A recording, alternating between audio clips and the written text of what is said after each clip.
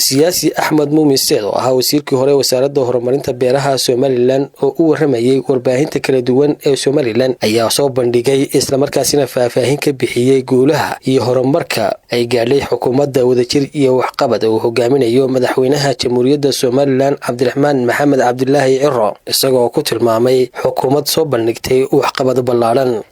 maanta waxaan jecelahay inaan warbaahinta la wadaago guulaha وسوه هي مدحونها جمهورية الصومال مدن عبد الرحمن محمد عبد الله عرو مددي كونيد وحلقاي طلابوين كو قاضي بان دونيا دور إن يلدل مرة كنتي مدحونه انتو جوغي وحنا بدي يسكو كاني ومدرس الصومال لنبر إلا قلبات مدحونها جمهورية الصومال iyo xukuumaddiisu muddada uu xilka hayay talaabadii ugu horeysay uu qaado waxay noqotay inuu qarameeyo ciidamadii madaniga ahaa ee ka bilaabmay Jamhuuriyadda Somaliland ciidamadaas oo dhanaa ilaa 6,000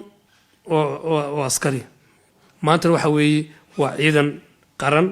oo u tirsan ciidankeena madaxweynaha talaabooyinka qaada waxa kamid ah madaxweynaha Jamhuuriyadda Somaliland intuu joogay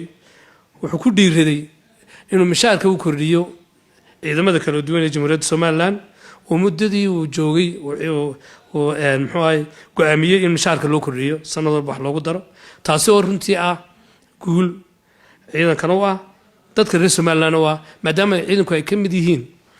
kuwa aynu ku saxano in nabadgelyadeena sugaya in ay caruurtooda waxbarasho helaan oo ay waxay qaadanayeen wax ku filan noqdo waa arintu runtii talaabo oo hor u qaaday madaxweynaha Jamhuuriyadda Somaliland waxa iyadna wax la taaban karaa madaxweynuhu markuu xilka la wareegay wuxuu tira koobay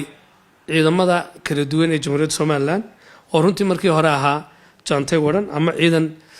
ama aaglu badna ay wuxuu tira koob u sameeyay ciidamada Jamhuuriyadda Somaliland oo maanta la garanayo askari kasta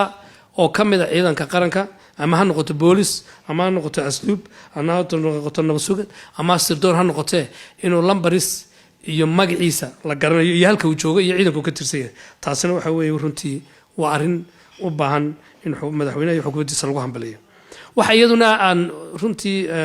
talaabooyinku madaxweynuhu qaaday kamid ah waxaad ogtihiin degmada Ceelafweyn oo muddo 14 sano ah ka badan 14 sano dagaal ka socday gudaheega oo dad isku abtiya in maadeera inani abtigiya walaalaha muddo 14 sano ah oo dagaal ka dhex socday ayuu madaxweynuhu labada bilood ugu horeeyay ku nabadeeyay xukuumad kastaba ay runtii hay hawl ka gashay laakiin aan dhamaan ayuu labadii bilood u joogay muddadii u horeysayba ku soo afjaray taasina waa guul soo hoytay ummadda reer Somaliland waana arrin u baahan in runtii iyadana aynu muxuu hoosta ka xariiqno guulaha uu runtii madaxweynuhu soo hooyay aan doonay maanta inaan bulshada la wadaagno waxa kamid ah nabadeyntii Ceelafweyn nabadeyntii Ceergaabo gobolka Sanaag oo madaxweynuhu runtii gogol dhigay nabadeed u dhigay dabeetana gogasha nabadda ay dadkii walaalaha ee muddada kala maqnaa ay halka iskugu yimaadeen waxa iyaduna guula in uu halka uu yimiday ugaaskii guud ee beelaha Gadabuursi ugaas Cabdirashiid ugaas Doodi iyo suldaankii guud ee beelaha Wasangari Suldaan Saciid hay halka isku salaameen oo iskugu yimaadeen waa runtii taariikh aan abid marka hore Somaliland ka dhicin laakiin maanta dhacday marka taasina waxay noqotay arrin runtii Ceergaabo arrinteedu waxay noqotay arrin runtii guula oo ay dadkii walaalaha isku yimaadeen oo ay halka nabadii laga wada qayb galay madaxweynuhu wuxuu ballan qaaday in gogasha nabadu ay intuu joogay oo layso oo cid walba nabad loo fiiyo adduunyaduna maanta halkaynu marayno reer Somaliland waxaynu u baahannahay inaynu deriskeena iyo dadka jaarkeena dawladaha jaarka aynu kula noolaano si nabada oo wanaagsan iyo horumar marka runtii waxaan leeyahay xukuumaddu waqtiga kooban ee xilka haysay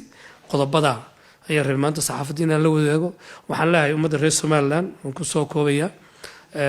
wixii xukuumadda qabatayna way ku maadsantahay waxa soo socdana waynu ka sugaynaa shacabka reer Somaliland waxaan leeyahay aynu guntano nabadgeliyo horumar walaalayn iyo soo dhaweyn aad